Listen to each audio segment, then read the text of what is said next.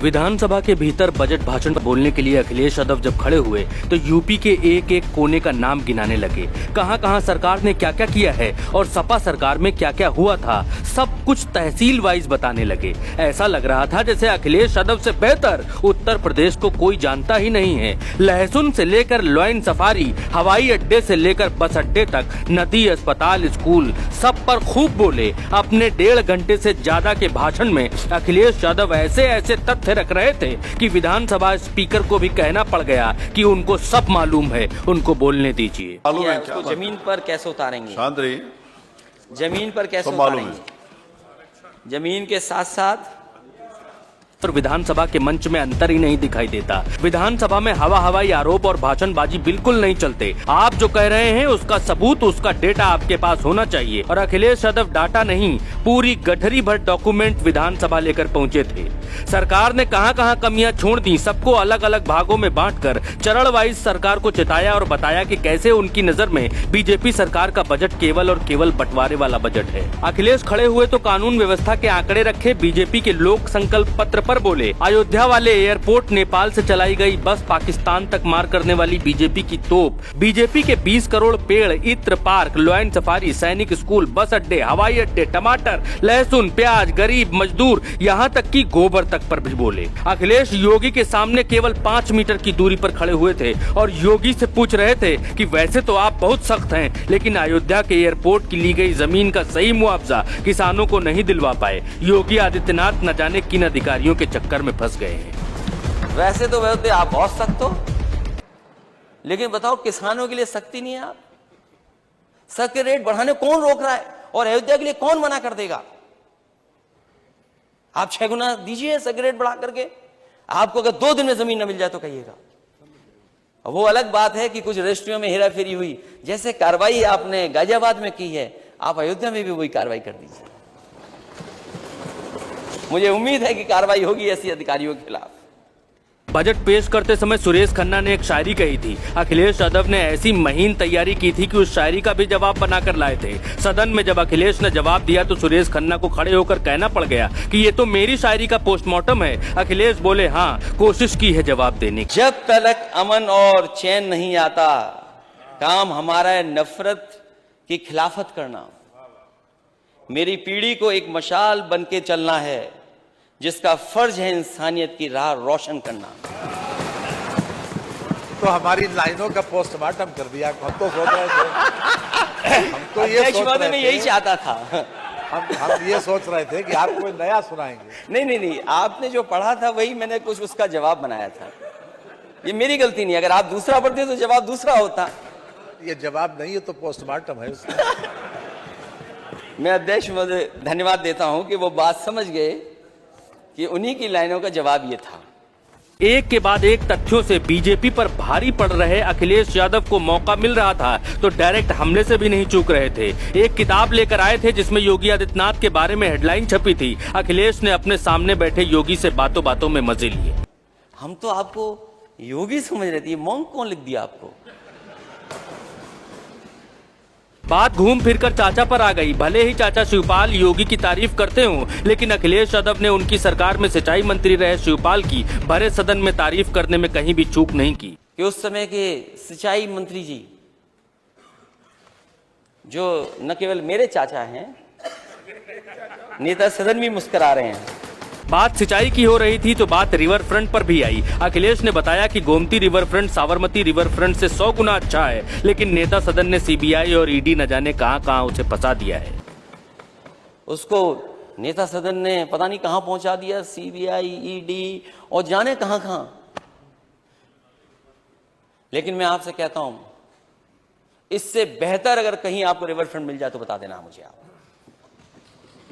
और जो वहां हो रही थी चीजें, एक एक पेड़, क्योंकि नेता सदन को कितना शौक है मुझे नहीं पता है पेड़ों के बारे में, वो कभी शौक मुझे नहीं दिखाई दिया पेड़ों के प्रति। एक एक पेड़ तय किया गया था कि कैसे लगना है। अयोध्या का अभी तक एयरपोर्ट नहीं बन पाया। मैं तो कहूंगा नेता सदन को पूरा ध्यान अयोध्या पे दीजिए। आप जल्दी से जल्दी एयरपोर्ट बनाइए, क्योंकि आप उतरे फिर हम भी उतरे उसी एयरपोर्ट पर। कन्नौज में लगने वाले इको पार्क पर सवाल उठाया अखिलेश ने कहा कि कन्नौज की पहचान इत्र से है, जनता को कन्नौज में इत्र पार्क चाहिए, गोबर वाली योजना सरकार गोरखपुर ले जाए। मैं नेता संघ से कहूंगा गोबर नहीं चाहिए हमें गोबर प्लांट नहीं चाहिए। आप गोबर प्लांट ले जाइए गोरखपुर, वहां पर मैं एक परफ्यूमरी पार्क बनाना चाहता था, क्योंकि ट्रेडिशनल है, चीजें ट्रेडिशनल है, बहुत हजारों साल पुराना कारोबार है वहां का, इसलिए जो बना पड़ा अधूरा परफ्यूमरी पार्क है, हमें गोबर नहीं चाहिए। अखिलेश यादव के ट्वीट्स पर सत्ता पक्ष हमेशा सवाल उठाता था। अखिलेश यादव इस बार ट्वीट्स पर भी बोले, ऐसे ऐसे जवाब दिए कि पूरी विधानसभा को लाजवाब कर दिया। कभी कभी हमारे सदस्य ये कहते हैं कि मैं ट्वीट क्यों करता हूं। चलो अच्छा है, आप ट्वीट पढ़ते हैं, इसलिए मैं आपको धन्यवाद देना चाहता हूं। अखिलेश यादव ने जल शक्ति मंत्री स्वतंत्र देव सिंह के उस बयान को भी विधानसभा में उठाया जिसमें उन्होंने थोड़ी बहुत घूस लेने का जिक्र किया था, और जैसे ही उस बयान का जिक्र किया वैसे ही माहौल बदल गया। उन्होंने कहा कि थोड़ा बहुत कमा लो, पूरा मत डकार जाओ। बीजेपी ने चुनाव में एक तोप का जिक्र किया था और कहा था कि वो तोप बनाई जा रही है जिससे पाकिस्तान तक मार की जा सकेगी। अखिलेश ने पूछा कि वो तोप कहां है। नेपाल से अयोध्या तक पिछली बार एक बस चलाई गई थी, उसका भी हालचाल अखिलेश ने सदन में लिया। यहाँ पर तोप बनेगी, और तोप ऐसी बनेगी जिसका पाकिस्तान मुकाबला नहीं कर पाएगा, चीन मुकाबला नहीं कर पाएगा। और फिर एक बस चली थी, जाने नेपाल से बस चली थी और अयोध्या तक आनी थी, वो बस चल रही नहीं चल रही, उस समय मैंने मांग की थी। अलग अलग जिलों को कितना बजट दिया गया है, अखिलेश यादव ने सदन में उसका भी जिक्र किया। अगर आप चाहें नेता सदन में एक एक करके पढ़ सकता हूं कि किस तरीके से भारतीय जनता पार्टी के लोग खुद कानून हाथ में लिए घूम रहे हैं। इसके बाद इटावा का नाम आया तो अखिलेश ने बड़ी चतुराई से इटावा को लेकर कटाक्ष किया, साथ ही कानून व्यवस्था पर भी सरकार से सवाल पूछे। लोहिया और समाजवाद पर कमेंट करने वालों के लिए खासतौर पर अखिलेश यादव लोहिया की एक किताब लेकर आए थे। कभी कभी लोग मुझे समाजवाद सिखाने लगते हैं, नेता सदन सिखाए तो कोई बात नहीं, जो पढ़ना ही नहीं जानते वो भी सिखाते हैं। समाजवाद से बात समाज पर आ गई और समाज में लगे पेड़ों का जिक्र हुआ। अखिलेश ने पूछा, हमने 1,24,000 पेड़ लगवाए थे तो कितनी जमीन भर गई थी? आप 20 करोड़ पेड़ लगा रहे हैं लेकिन जमीन पर पेड़ दिखाई नहीं देते। आप घास फूस और गमलों के भी पेड़ गिन लेते हैं क्या? 1,24,000 पेड़ लगवाए थे, वो 1,000 एकड़ में लगे थे। 1,000 एकड़ में 1,24,000 के लगभग पेड़ लगे थे, और आप तो हर साल 20 करोड़ से नीचे नहीं जा रहे हो। और इस बार तो कहा है बजट में 35 करोड़ पेड़ लगाएंगे। क्या गमलों में लगा रहे हो जो आप सड़क पर लगने लगे हैं? गमलों में क्या गमलों के भी पेड़ गिन ले? तब तो घास गिन ली, तब तो लगी गई, लखनऊ में लग गई होगी इतनी घास।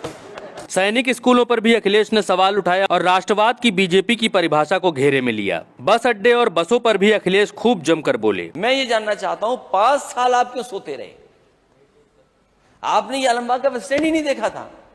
इन्होंने बहुत पेंट किया, बहुत पुताई की, लेकिन कई कई जगह अभी भी मुझे लोहिया बस सर्विस दिखाई दे जाती है।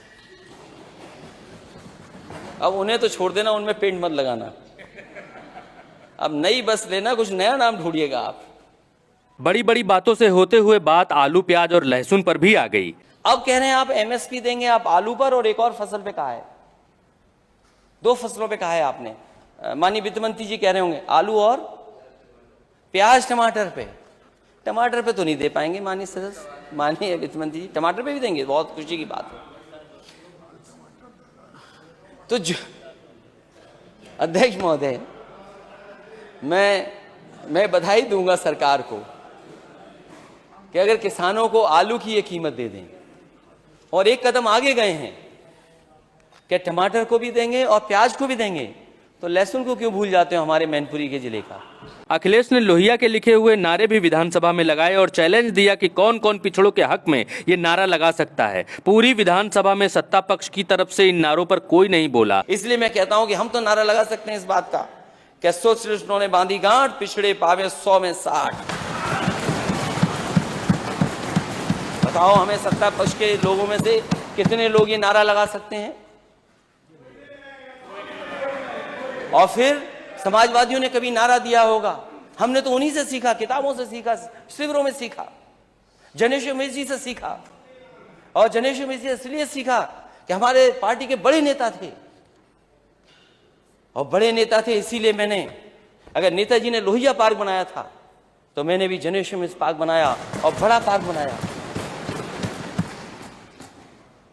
और इसीलिए हम कहते हैं कि जो एक नारा कभी दिया गया था कि जिसकी जितनी संख्या भारी उसकी उतनी हिस्सेदारी, क्या आप में से कोई ये नारा लगा पाएगा? और फिर लोहिया जी की आखिर, हाँ की लोहिया जी की बहुत सारे मैं नारे पढ़ सकता हूं, लेकिन जब तक भूखा इंसान रहेगा धरती पर तूफान रहेगा। तो हमारी लड़ाई जारी रहेगी, लड़ाई लड़ते रहेंगे। और भरी विधानसभा के भीतर पिछड़ों के साथ कौन कौन है इसका भी लिटमस टेस्ट हो गया। बजट पर अखिलेश तथ्यों के साथ 1.5 घंटे तक बोले। अखिलेश यादव के पूरे भाषण का लिंक हम ऊपर आई बटन में दे रहे हैं, आप वो भी सुन सकते हैं। इस वीडियो में बजट भाषण में कुछ मेन पॉइंट्स थे।